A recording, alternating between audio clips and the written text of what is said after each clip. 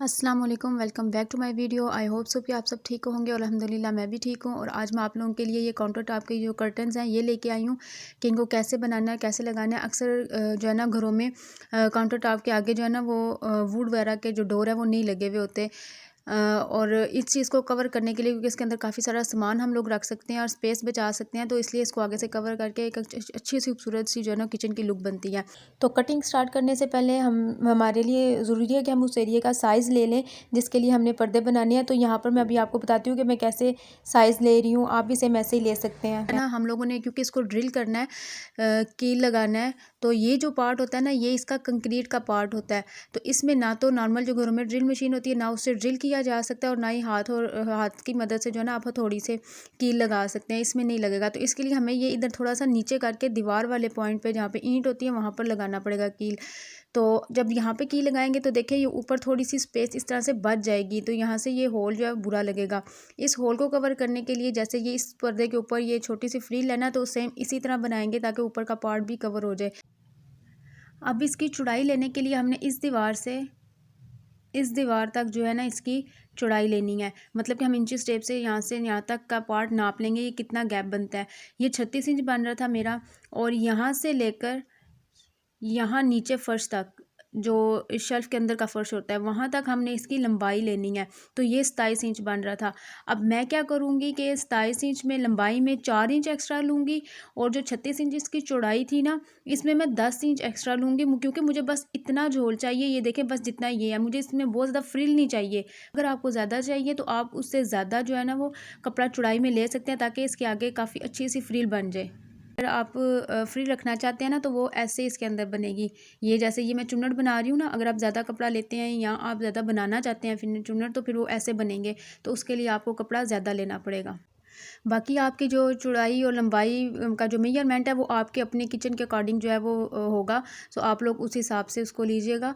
तो यहाँ पर मैंने एक पुराना पर्दा लिया है जो कि मेरे घर में पहले से यूज़ हो रहा था, और अब जो है वो मैंने पर्दे चेंज कर लिए। तो ये एक मेरे पास कर्टन था, इसको मैंने इसकी सारी सिलाइयाँ खोल के इसको मैंने उधेड़ के प्रेस कर लिया है, और अब यहाँ पर मैंने इसको डबल फोल्ड करके जो है ना वो बिछा दिया है। अब डबल फोल्ड करके बिछाने के बाद जो है ना मुझे पीस इस तरह से देखें, इसके ऊपर प्रिंट जो है ना वो लाइनें हैं, बड़ी बड़ी ना लाइनें हैं, तो मुझे लंबाई में ही लगाना है। तो इसलिए ना ये मैं इस तरह बिछा के, तो यहाँ से सबसे पहले जो है ना वो मैं 46 इंच पे जो है ना मार्जिन लगाऊंगी।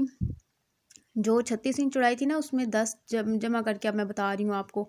तो यहाँ पर मैं 46 इंच पे निशान लगाती जाऊँगी, और यहाँ पर क्योंकि ये डबल है ना तो ये 2 पर्दे एक ही टाइम में कटेंगे। और यहाँ से 31 इंच पे मैंने इसकी जो है ना वो लंबाई का निशान लगाया है। यहाँ पे 31 इंच के हिसाब से ना मैं लगाती लगाती पूरा वहाँ तक पूरा निशान लगा लूँगी, ताकि मुझे कटिंग करना जो है वो ईजी रहे। मेरे 3 जो कैबिन है ना वो सेम साइज़ के हैं, और एक पर्दा है ना कैबिन है जो वो थोड़ा सा बड़ा है, उसके लिए मुझे लास्ट पे जो है ना अलग से कटिंग करनी पड़ेगी। एक ही टाइम में 2 पर्दे कटिंग हुए हैं क्योंकि कपड़ा मैंने डबल करके बिछाया था। अब ये जो पीस है ना देखिए, मैंने ये बंद वाली साइड थी ना, तो ये बंद वाली साइड को खोला है, तो यहाँ से मुझे ना एक प्लेन पीस और काफ़ी बड़ा पीस बच गया। तो अब दोबारा से मैं वहीं पे जो है ना 46 इंच पे निशान लगा के, और दोबारा से उसकी लेंथ जो है रखूँगी, और 31 इंच, और जो है ना वो मैं उसको कटिंग कर दूँगी। तो मतलब ये 3 पर्दे मेरे सेम साइज़ के हो जाएंगे।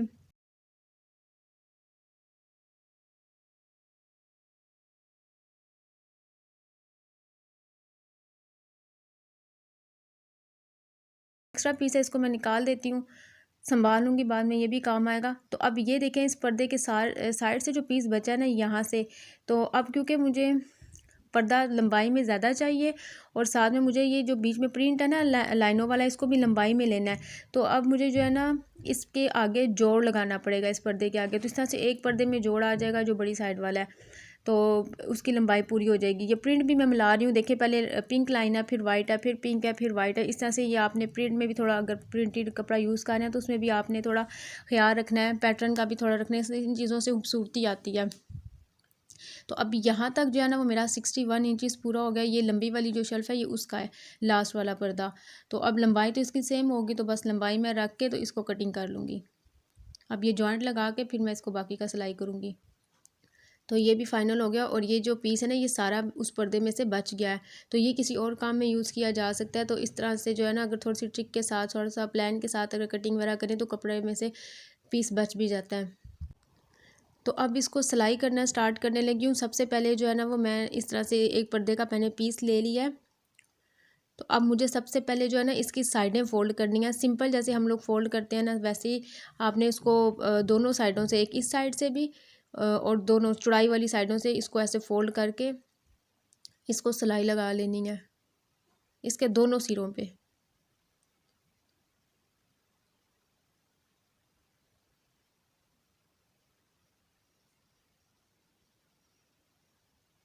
ये देखिए यहाँ पर ये सिलाई कंप्लीट हो गई, ये दूसरी तरफ भी कंप्लीट हो गई है।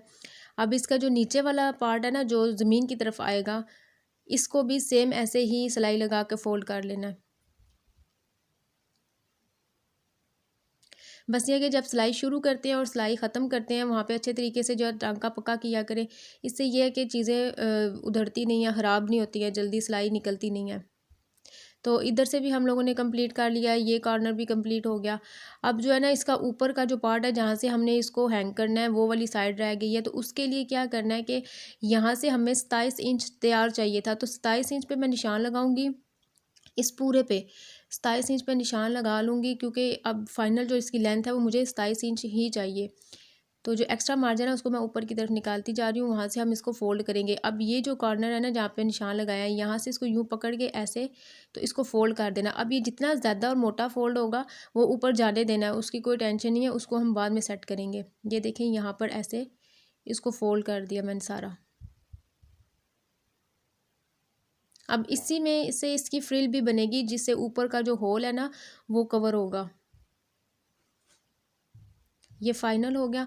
अब यहाँ पे ये वाला जो है दोनों तरफ होल बन गया। अब इसके ऊपर वाली साइड पे ना मुझे 1-1 इंच पे निशान लगाना है इस पूरे पर्दे के ऊपर। तो यहाँ से ही फ्रिल बनेगी। ये देखिए आपको निशान नज़र आ रहा है जहाँ पे मैंने मार्क किया है। अब ये जो ऊपर से स्टार्ट करना है, तो पहले आपने ऊपर से इस एरिया को बंद करते हुए आना है, इसके कॉर्नर पे सिलाई लगानी है। अब यहाँ पर जहाँ पे मार्जिन है, वो मार्क लगा हुआ है ना, वहाँ से उसके ऊपर स्ट्रेट लाइन लगानी है। इस पूरे में लाइन लगा के जब लास्ट पे आपने आना है, लास्ट पे भी आपने इसको ऐसे ही ऊपर की तरफ ले जाके इसका इस होल को भी बंद कर देना है।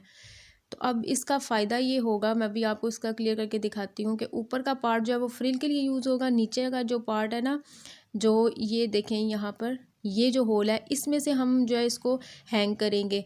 तो ये ऐसे मैंने एक को रेडी किया है, बाकी सबको भी वैसे रेडी करके ना फिर आपको हैंग करके दिखाती हूँ।